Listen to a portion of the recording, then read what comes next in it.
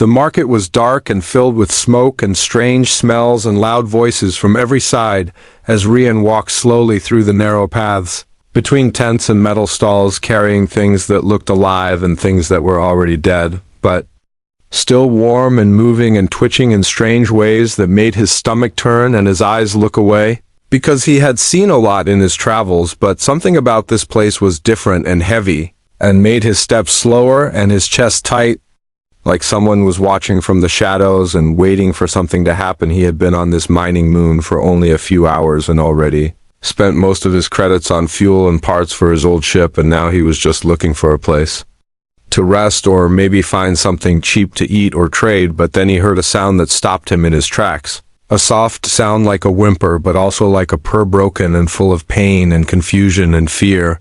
And when he turned to follow it, he saw a cage made of rusted bars, and inside were two girls. They looked young and thin, with large cat-like ears on their heads and soft fur down their arms and legs. Their eyes were wide and glowing faintly in the dim light, and they were huddled together, trying to make themselves smaller and invisible, but it was too late because Rian had seen them, and something inside him broke like an old chain snapping from the weight of too many memories, and he stepped closer, ignoring the vendor's grin and the smell of blood in the air. "What are these?" he asked, but his voice was low and tight because he already knew, or at least feared, the answer, and the vendor laughed and said, "Meat rare and soft and bred for special buyers who like something exotic and tender," and still breathing until the last second, and Rian felt his hands curl into fists, but he forced himself to breathe and look away from the man and back at the girls, who were staring at him like he was the last star in a black sky. "How much?" he asked without thinking, and the vendor looked surprised but named a price that was almost exactly what Rian had left, and he hesitated because it would mean no food, no repairs, no way to get off this rock if something went wrong, but thought of walking away and hearing about their screams later, or worse, seeing them served on a plate in some backroom made him sick and ashamed, so he pulled out his last credits and tossed them on the table.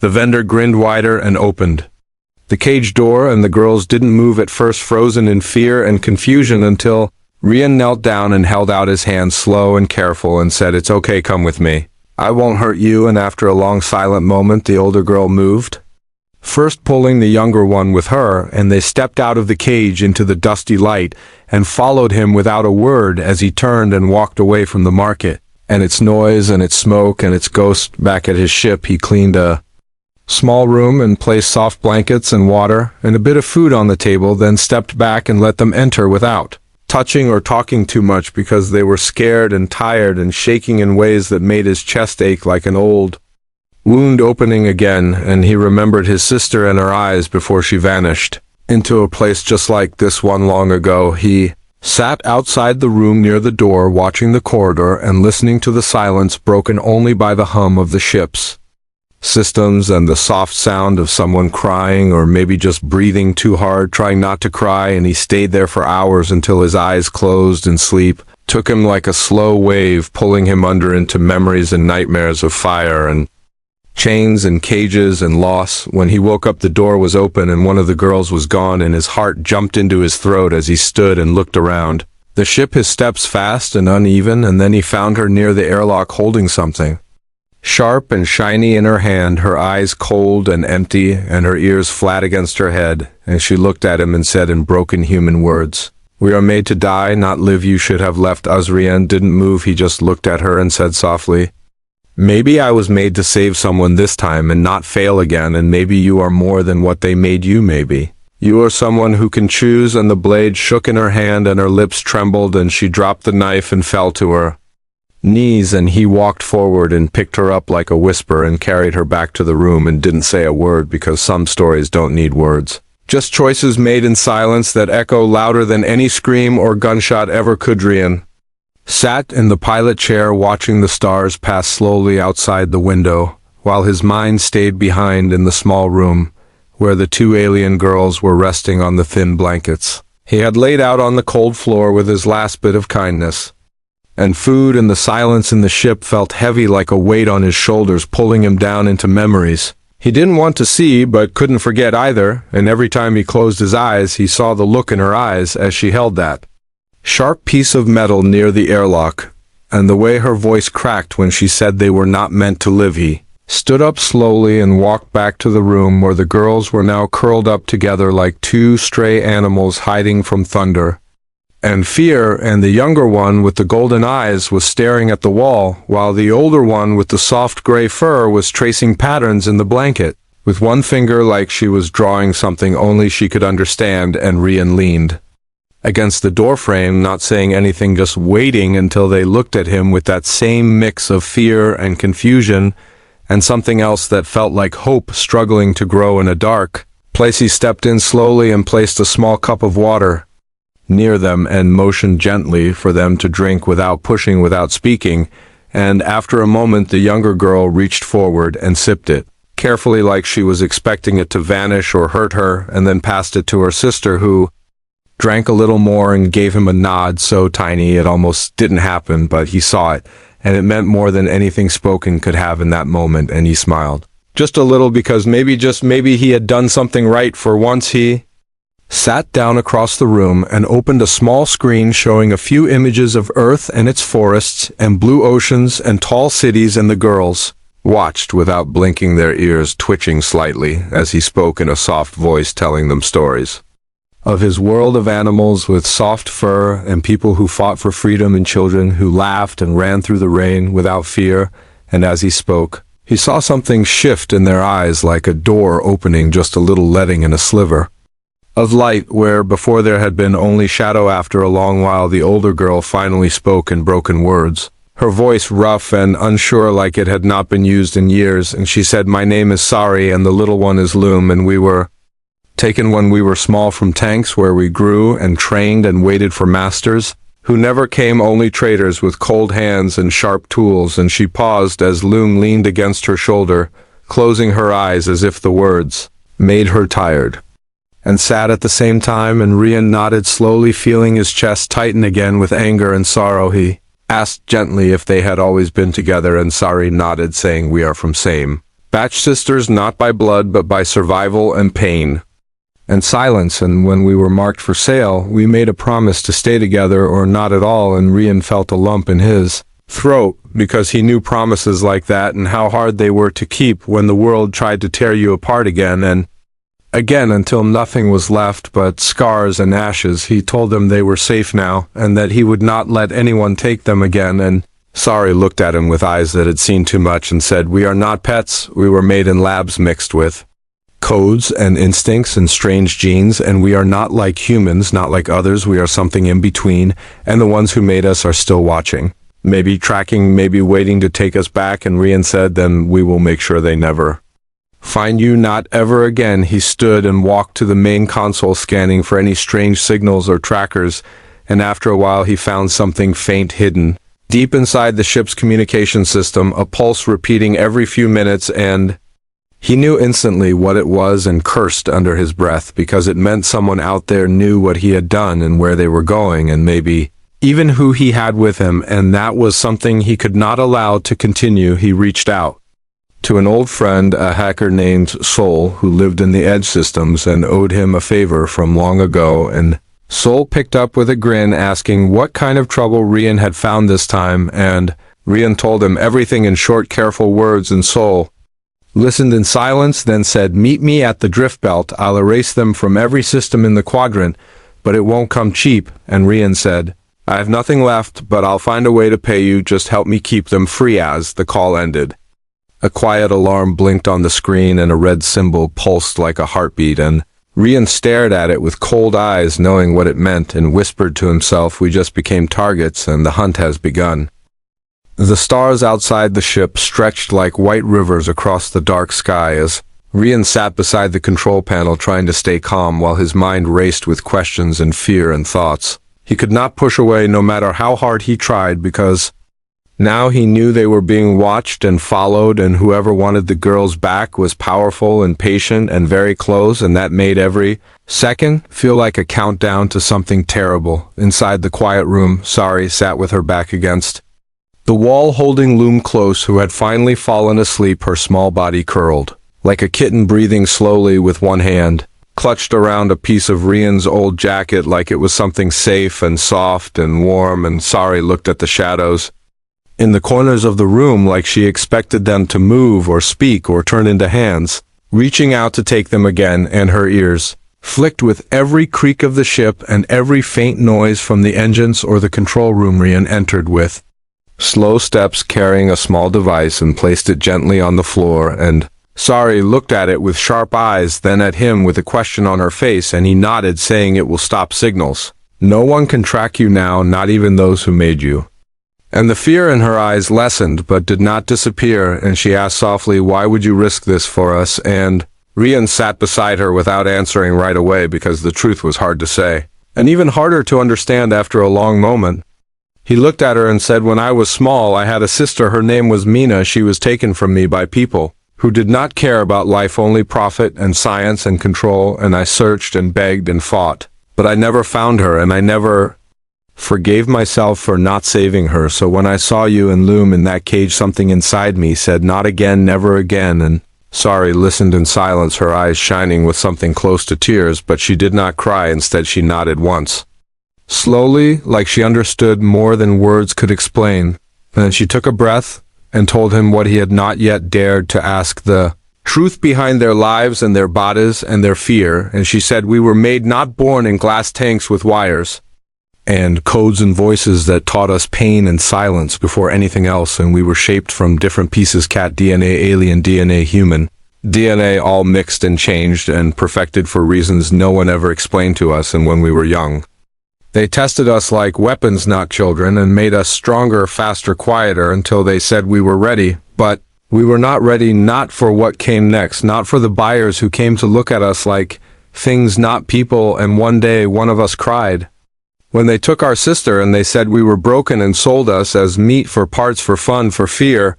And we ran and hid and fought and lost until we ended in that cage, waiting for the end, until you came and changed everything. Rian listened, and every word felt like a cut on his skin, but he did not flinch. He only looked at her and said, you are not broken, and you are not meat, and you are not alone, not anymore. And she looked down and whispered, but we are marked, we are tagged inside our blood and bones, and even if you hide us, they can find us. They always do. And Rian said, not this time, and opened the device in his hand, showing her a small glowing chip with a strange code running across eyes. Said, this is what was inside your body.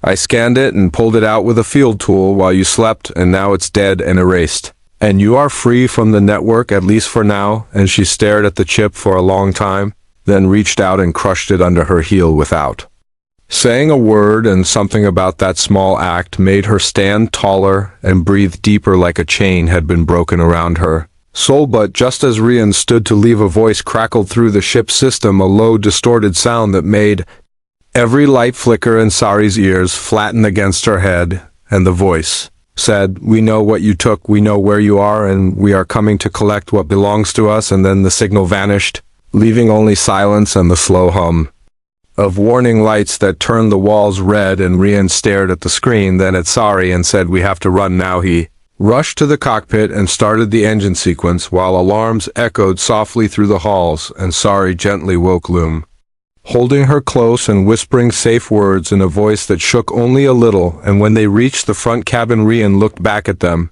and said, we're going to the drift belt where no law exists, only risk and ruin and ghosts, but maybe also a chance to burn your past and build something new. And without another word, the ship jumped into hyperspace, leaving behind a trail of light and a past too heavy to carry. The ship burst into hyperspace with a thunder that only machines could understand, while Rian kept both hands tight on the controls, his eyes fixed on the endless stream of stars that now looked like silver rivers, pulling them away from the people who wanted the girls back. And his heart was beating fast, not just from fear, but from the weight of responsibility, because now it was more than escape, now it was survival, and maybe something more behind him. Sari held Loom close in the small seat meant for cargo, not for children, but she did not complain, and neither did Loom, who watched the lights flash with wide glowing eyes that seemed to reflect not just the stars, but every memory she had ever tried to forget. And her ears twitched with every sound, while her hand clutched the edge of the seat like it could keep her from being pulled back into the cages they had left behind after hours of silence. The ship dropped out of hyperspace into the edge of a broken asteroid belt where old mining colonies floated, like rusted bones of dead giants, and somewhere in the middle of it all was a drifting station built from pieces of ships and wrecks and long-lost dreams, and it was here that Rian said they would find Sol, the hacker who could erase their digital chains and give them something close to freedom. And maybe safety. As the ship landed with a hiss of steam and a shake of metal, Rian turned and looked at the girls and said, "Stay close and say nothing and let me talk. Because people here are not kind and not curious, and that is what makes them useful and dangerous at the same time." And Sari nodded while Loom looked down, trying to make herself smaller and quieter, like a shadow hiding in another shadow. Station was dark and cold, filled with flickering lights and broken signs and people who stared too long or not at all, and Rian led them through the maze of halls until they reached a metal door with a blue handprint painted on it, and knocked 3 times and waited until the door slid open and a tall figure with metal eyes and a crook smile stepped out and said, "You always find the worst kind of trouble, my friend." And Rian smiled back and said, "This time it found me inside." The room was warm and cluttered with wires and screens and strange machines that clicked and hummed, and Sol moved between them like a dancer who had forgotten the music but remembered every step. And when Rian explained the situation without names or details, just truths, Sol listened with a serious face and then looked at the girls and said, "You did not tell me they were prototypes." Rian froze and asked, "How do you know?" And Sol said, "I have seen their kind before in files, buried under years of firewalls and lies, and they are not just pets or slaves or science experiments. They are keys to something old and powerful and dangerous." And Rian turned to Sari, whose face had gone pale and her hands were shaking, and she said, "We heard whispers when we were young in the labs, stories about a Cora weapon, a secret locked in our genes. Something made to wake up when fear was no longer enough to keep us still." Sol nodded and said, "Then we must be quick, because if the ones who made you think you are waking up, they will send more than bounty hunters. They will send death wrapped in law and silence." And Rian said, "Then erase them now and give them new names and new blood if you have to." And Sol said, "I can try, but there is something else you must see before you decide what comes next." He led them into a small dark room with a screen showing a map filled with red points that moved slowly like blood flowing through veins, and said, "These are the places where others like them have been sold or lost or destroyed, and these signals are fading one by one, and soon they will all be gone unless someone stops it." And Rian looked at the map and felt something heavy settle in his chest, because now it was not just about Sari and Loom. Now it was about all of them. Back on the ship later that night, Sari sat alone in the cargo bay, staring at her hands, which glowed faintly under the emergency lights, and Loom sat near the engine humming a song that no one taught her, but she remembered anyway. And Rian stood in the cockpit watching old messages play on repeat, warnings, threats, offers from people he could not see, and names he dared not speak. And outside, the station floated like a dream that forgot to end. Suddenly, the ship shook, a soft rumble that came not from movement, but from something deeper, and Sari stood quickly, her eyes wide as she whispered, "They are near." And Loom crawled into her arms without a word, and Rian rushed to the control screen where a red pulse blinked like a heartbeat out of rhythm, and Sol's voice crackled through the comm saying, "They found us, but not just you. Someone inside is not who you think." And before he could explain, the signal cut, and the lights turned red. Rian ran to the back, but found only silence as Sari stepped into the hall holding Loom with one arm and a small blade with the other, and she said, "Someone on this station is sending a signal, and they are coming now." And Rian felt his blood turn cold, because escape was no longer enough and hiding was no longer safe. Now they had to fight. The ship's red lights kept flashing like a warning that would never end, and the sound of alarms felt like thunder inside Rian's skull while he stood frozen for a second, trying to understand how everything had changed so fast, and how the station that once seemed like a hiding place had turned into a trap filled with eyes and ears and maybe even hands that would soon try to grab the girls again and drag them back to a place darker than any shadow. Sari held Loom tightly, her eyes scanning every corner of the corridor and her ears twitching with every creak in the metal walls, while Rian grabbed a small case from under the floor, filled with tools and a hidden weapon that he hoped he would never need but now felt like the only thing between them and whatever was coming through those station doors that hissed with pressure like monsters waiting to breathe. Sol's voice finally came back on the comm, filled with static and fear, saying I was wrong. They didn't just track you.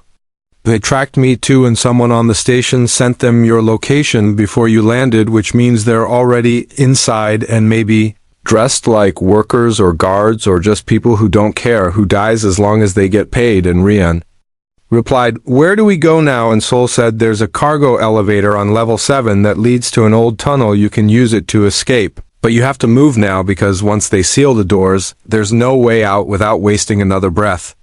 Rian grabbed Loom while Sari led the way, her steps fast and silent like she had walked through fear before, and knew how to carry it without letting it weigh her down. And the halls felt longer now, filled with echoes and shadows that looked too sharp and sounds that came too close, until finally they reached the elevator, which was old and rusted and groaned when Rian forced it open using the override code Sol had given him moments before the signal died again. Inside the lift, the air smelled of oil and dust and old secrets, while Loom clung to Rian's jacket and whispered something soft in her language that he didn't understand but felt in his bones like a prayer or a goodbye. And when the elevator dropped, they felt a shift in gravity and pressure, like a deep breath before a scream, and Sari's claws tapped against the wall in a rhythm that made Rian realized she was ready to fight if she had to, and maybe even ready to die. When the doors opened, they stepped into a tunnel lit by faint blue lights and filled with old crates and debris, and somewhere above them they heard the sound of boots and metal and voices,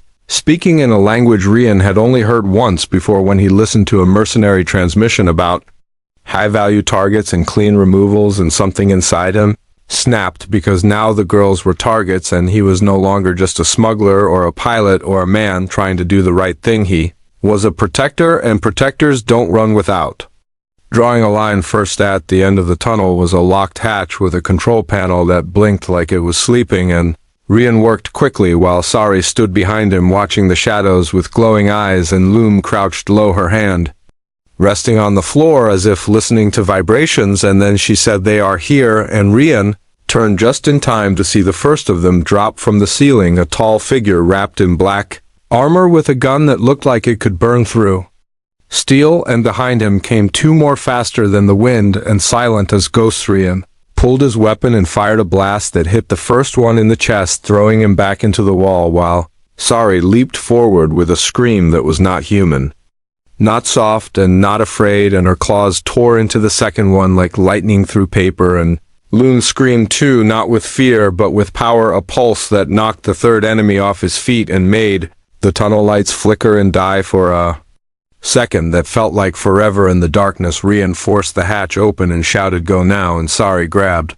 Loom and pushed through, while Rian threw a small charge behind him that exploded with a flash and a roar and filled the tunnel with smoke and fire and silence. And when he stepped into the next chamber, his chest was burning and his hands were shaking, but the girls were still alive and the tunnel was still open, and that was enough. For now they ran through the lower levels where old machines lay forgotten and the walls were cracked with time and heat, until they reached a docking bay where a small scout ship waited, hidden behind cargo towers and old scrap, and Rian powered it up with fingers that bled and eyes that could barely stay open, while Sari sat beside him, her hand on his shoulder and her breath steady like the wind before a storm. As the ship lifted and turned away from the station, they saw more mercenaries arriving on the platform, too late to stop them and too lost to follow. And Rian smiled through the pain, because for the first time in days they had won a moment, and sometimes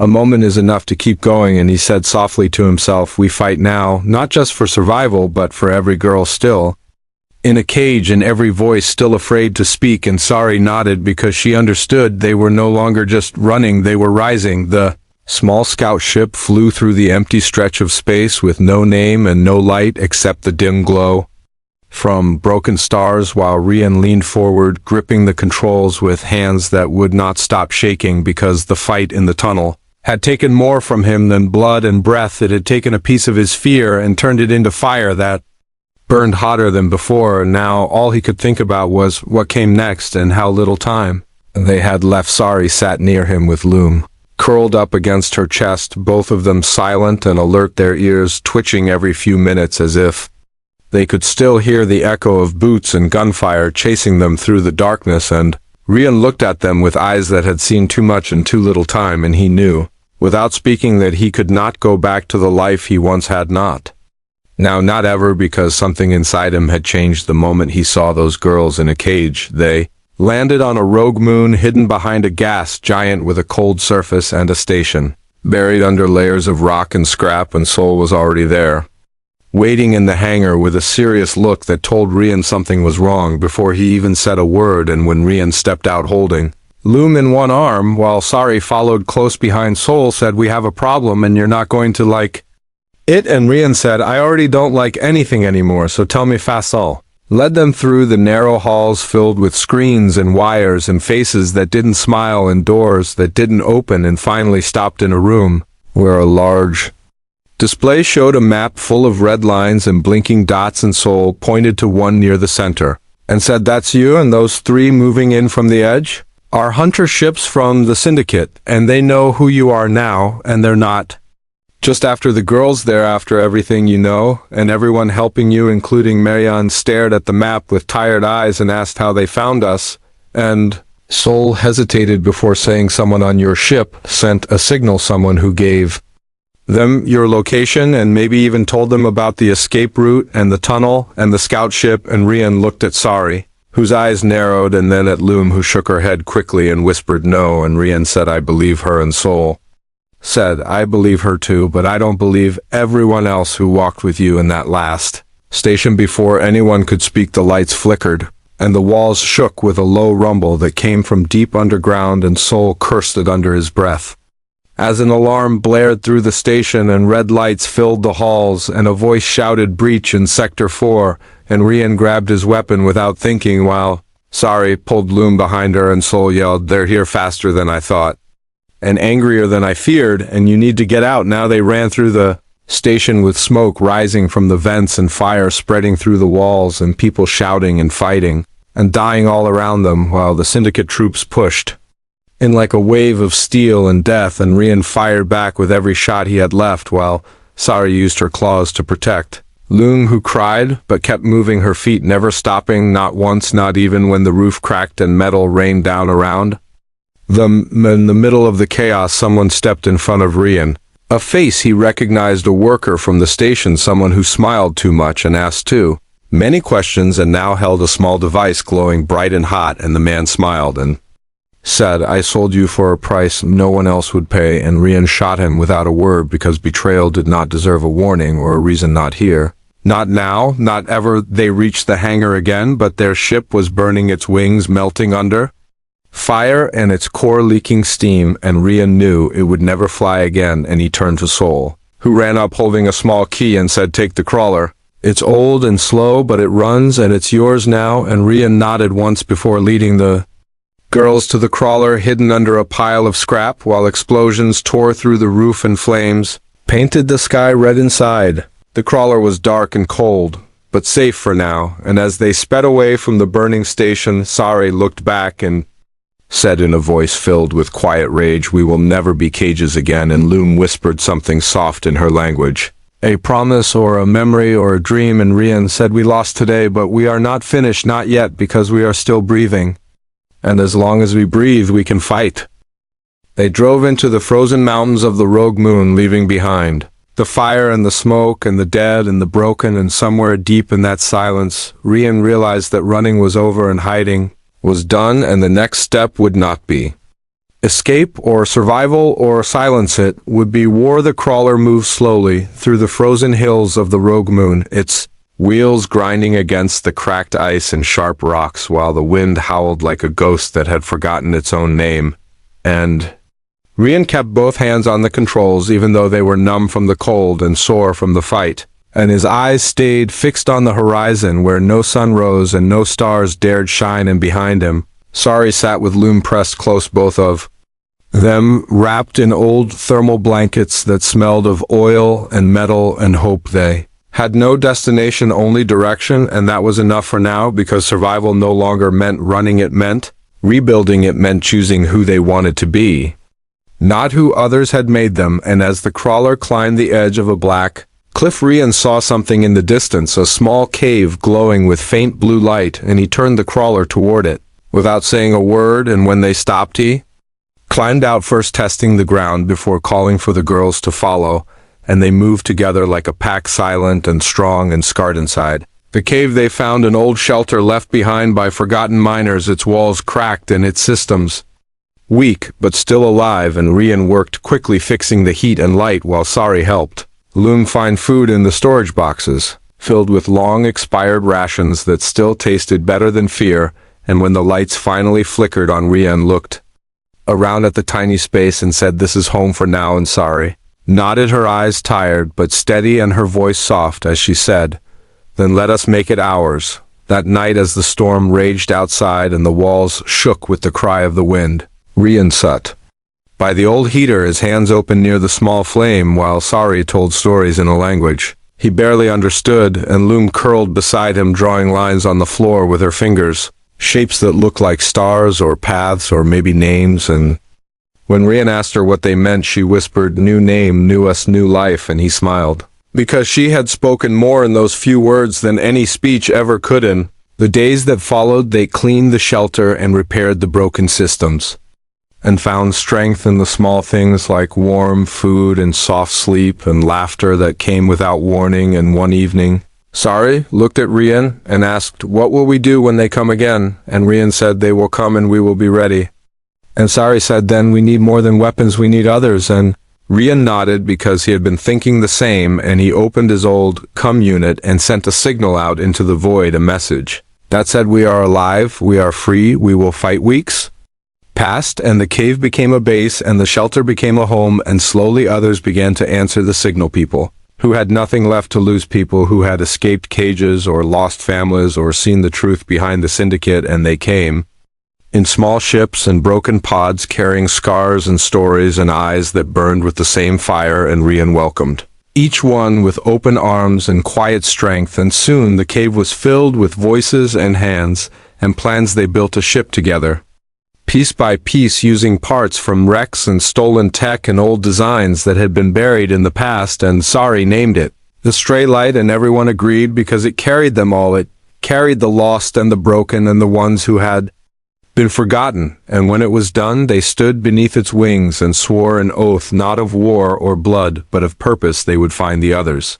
They would burn the cages. They would never let silence win again. Loom became the voice of the young, teaching others how to speak and dream and draw stars on walls, and Sari became the blade, teaching defense and movement, and how to strike without fear, and Rian became the heart, holding them all together with stories of earth and songs from a world they had never seen, and promises he made every morning as the cold wind blew against the steel walls of their hidden world. One day a ship appeared near the cave, not an enemy, but a seeker carrying news of another station raided and another group freed. And when the pilot stepped out, he carried a flag made of cloth and light with a symbol drawn by Loom and a message written by Sari, and Rian took it in his hands and held it high, and everyone gathered to see it wave in the wind. And in that moment they knew the fight was no longer just theirs. It had become something more, something wide and deep and filled with fire. The syndicate had tried to erase them, had tried to sell them and cage them and silence them, but instead they had given them purpose and unity and strength, born from pain and grown from love. And as the sun rose for the first time in weeks, casting light through the clouds of the rogue moon, Rian looked at Sari and said, "We are not shadows, we are not silence. We are not for sale." And Sari smiled and said, "No, we are free." And in that freedom they began to build not just ships and bases, but a future where no one would ever again be made to kneel, and no voice would be cut, and no child would be bred for meat or war or fear, because they had become more than survivors, more than fighters. They had become family, and families do not break, families rise.